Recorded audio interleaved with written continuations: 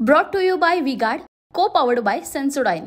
स्वतःसाठी काम केलं नाही, टिळकांनी स्वतःसाठी काम केलं नाही, एकनाथजींनी संत एकनाथांनी स्वतःसाठी काम केलं नाही, कोणी स्वतःसाठी काम केलं नाही.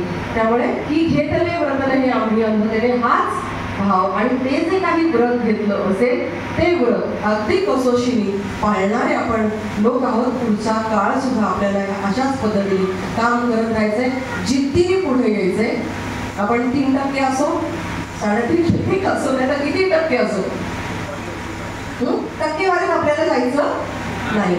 आपला प्रत्येक माणूस हा स्वतःच्या कर्तृत्वाने कसा झळकेल आणि त्याला आपला हातभार कसा लावता येईल. आता एक राजकारणी म्हणून काम करत असताना सगळ्यांसाठी काम करत आहे, सगळ्यांसाठीच काम करते. पण जिथे कुठे जे कोणी वंचित असतील, मग ते आपल्या समाजातले असो किंवा इतर समाजातले असो, भेदभाव न करता सगळ्यांसाठीच काम करायचे आणि सगळ्यांच्या अडचणी दूर करायच्या आहेत. मग त्याच्यापैकी काही जण आपल्याही समाजातले असतील किंवा इतरही समाजातले असतील. त्यामुळे मी तुम्हाला सगळ्यांना सांगून ठेवते की सचिनजींकडनं माझा नंबर घ्या.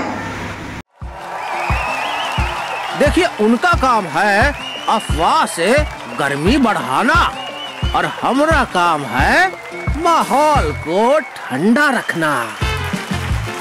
हमारा नेता कैसा हो जो माहौल को रखे ठंडा वैसा हो. अब की बात वी-गार्ड एयर कूलर का चमत्कार.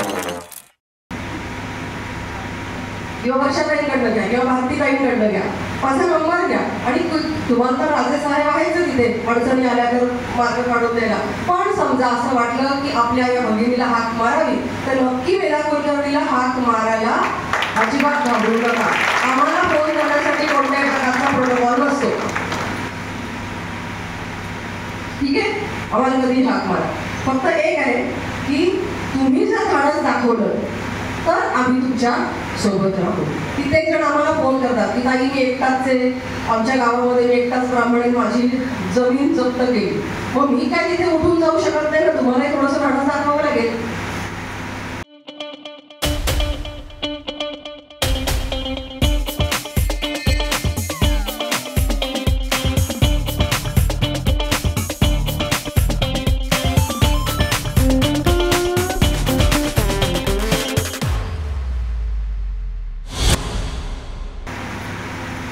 तर आपण बाजीराव पेशव्यांचे आपणही वंशज, म्हणजे ते आडनाव आहे ते त्यांचं ते भाग्यवान आहे. मी असं कोणाचं म्हणू शकत नाही की मी आमच्या कुलकर्णींची वंशज आहे, कारण ज्ञानेश्वर महाराजांनी संन्यास घेतला ते सगळेच, म्हणजे मी असं कोणाच ते म्हणू शकत नाही हो. पण माझ्या मनामध्ये मला नेहमी असं वाटतं की माझ्या अंगामध्ये बाजीराव पेशव्यांचं रक्त सळसळत आहे, माझ्या अंगामध्ये टिळकांचं रक्त सळसळत आहे, माझ्या अंगामध्ये सावरकरांची जीव येतात. मला असं वाटतं आणि थोडं मी जिथे मला माझे मिस्टर पण नेहमी म्हणतात तू एवढी धावून जाऊ नको, कारण उद्या तुला काही झालं तर. मी म्हणते की आता माझं तुमच्या सगळ्यांचं सगळं मी केलेलं आहे, मी समाजासाठी काही झालं तर होऊ दे.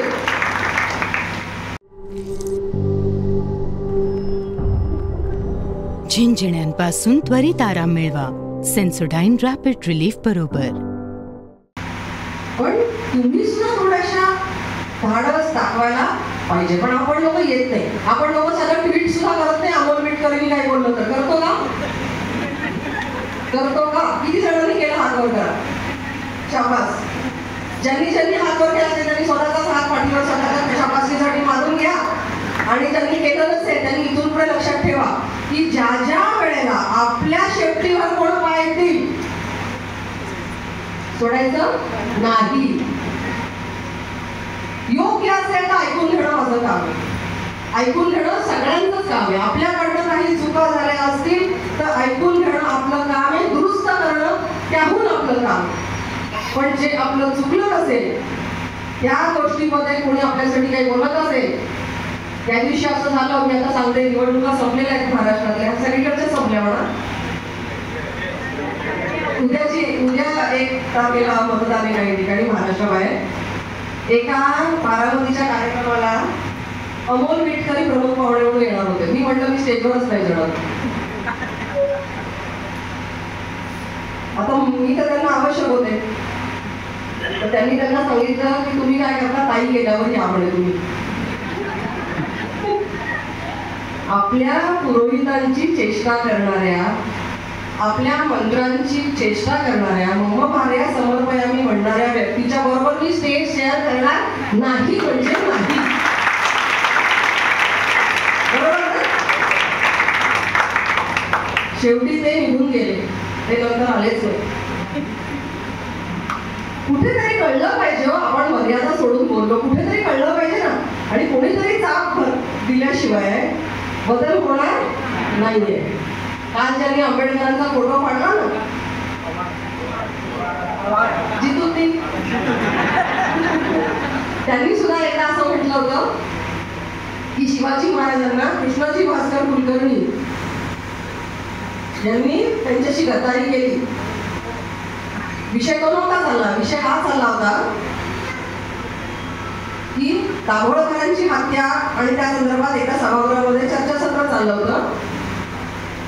विषयांतर करून ते कुलकर्णी आडनावावर आले. माझ्या आडनावाचा उल्लेख केल्यावर मी त्यांना सगळा शिवाजी महाराजांचा इतिहास आणि शिवाजी महाराजांची कोणी कोणी फिगोरी केली, त्यांची आडनावं काय काय होती, हे सगळं सांगितलं आणि सांगितलं. यांची जात सांगण्याची मला आवश्यकता वाटत नाही, कारण गद्दाराला जात नसते, गद्दाराला वृत्ती असते. बरोबर आहे ना? गद्दाराला जात नसते, गद्दाराला धर्म नसतो, गद्दाराला वृत्ती असते. आणि ज्या कुलकर्णीचा तुम्ही उल्लेख केला तर तिकडे चाकरी करत होते, ते कधीच शिवाजी महाराजांच्या टीम मधले नव्हते. ते तिथं जिथं चाकरी करत होते तिथे प्रामाणिक होते. त्यामुळे जिथे आपल्याला बोलावं लागेल, बाजीराव पेशवेचा चित्रपट दाखवला, शेंडी हलवून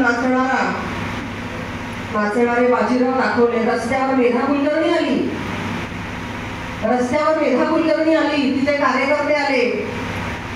आमच्या कार्यकर्त्यांना विचारलं पत्रकारांनी की बाजीराव पेशवेंचा जन्म कधी झाला, त्यांच्या आईचं नाव सांगा, त्यांच्या काकूचं नाव सांगा, त्यांच्या आजीचं नाव सांगा. कार्यकर्त्यांना सांगता नाही आलं. म्हणून विषय महत्वाचा नाही असं होतं का? सणावाळा सांगता आल्या नाही म्हणून महत्वाचं नाही असं होतं का? आम्हाला नवी घरातलं दृश्य नाही आवडलं हे महत्वाचं नाही का? उद्या दुसऱ्या कुठल्या तरी श्रद्धास्थानांबद्दल जर आवाज उठवला असता तर तुम्ही त्यांच्या कार्यकर्त्यांना विचारलं असतं का की अमुक एक व्यक्ती किती साली जन्मली आणि कुठल्या गावी जन्मली? पण हे असं आहे खोडसाळपणं. आपण सजग राहिलं पाहिजे. Brought to you bye V-Guard, को पॉवर्ड बाय सेन्सोडाइन.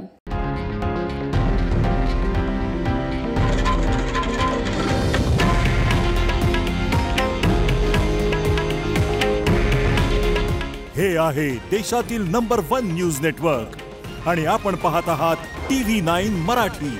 काळजी तुमची, हित महाराष्ट्राचं.